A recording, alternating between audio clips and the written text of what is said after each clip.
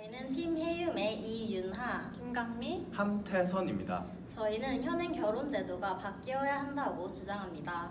이에 대한 논의를 진행하도록 하겠습니다. 결혼 제도, 즉 혼인은 가족을 만드는 하나의 제도입니다.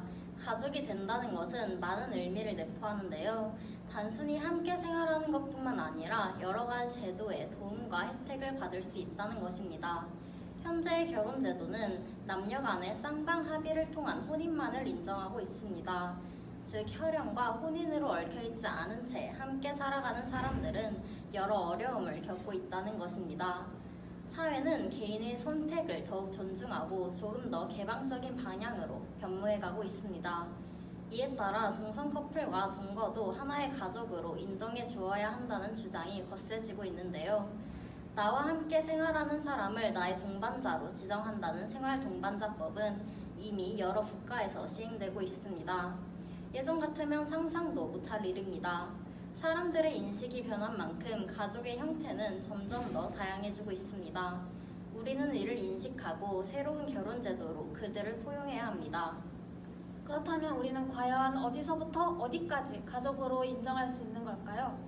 일반적으로 가족이라고 했을 때 떠오르는 것은 전통적인 가족의 모습, 즉 아버지와 어머니, 자녀들로 구성된 혈연 집단입니다. 하지만 조금 좁게 느껴지는 감이 있죠.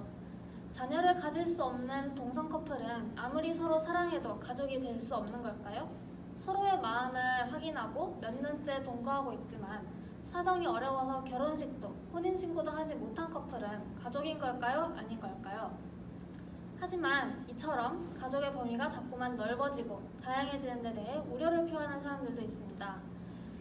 가족은 사회를 구성하는 최소 단위인 만큼 보편적으로 기대되는 역할이나 형태가 있다는 것이죠. 이들은 일정한 기준을 충족시키지 못하는데도 함께 산다는 이유만으로 가족으로 인정하게 된다면 혼란을 피할 수 없을 것이라고 경고합니다. 현행 결혼제도 유지되어야 할까요?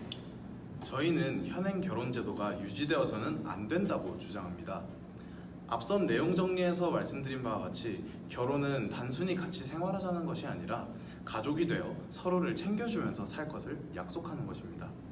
따라서 혼인신고가 접수되고 나면 부부는 법률적으로 일상 가사에 대한 대리권을 행사할 수 있고 채무의 연대 책임을 지는 등 여러 가지 권리와 책임을 함께 공유하게 됩니다. 저희가 현행 결혼제도에서 가장 큰 문제로 생각하고 있는 것은 혼인을 인정하는 범위입니다. 우리나라는 현재 혼인신고를 통해 명시적으로 부부관계를 인정하는 법률혼주의를 채택하고 있습니다. 때문에 혼인신고를 하지 않은 동거 커플, 동성 커플과 같은 새로이 등장한 가족의 형태들은 현행 제도 속에서 서로를 챙겨줄 때 제한사항이 생기게 됩니다. 예를 들어 상대가 수술을 받아야 할 경우 법적인 보호자로 인정받을 수 없기 때문에 수술 동의서에 서명할 수 없습니다. 가정의 형태는 시간의 흐름에 따라 변화해 왔습니다. 대가족의 형태에서 핵가족의 형태로 변한 것도 시대의 흐름이었습니다. 사회와 제도 역시 그에 맞게 변화했습니다. 지금 사회에서는 기존의 가정이라는 개념에 대한 재고가 이루어지고 있습니다.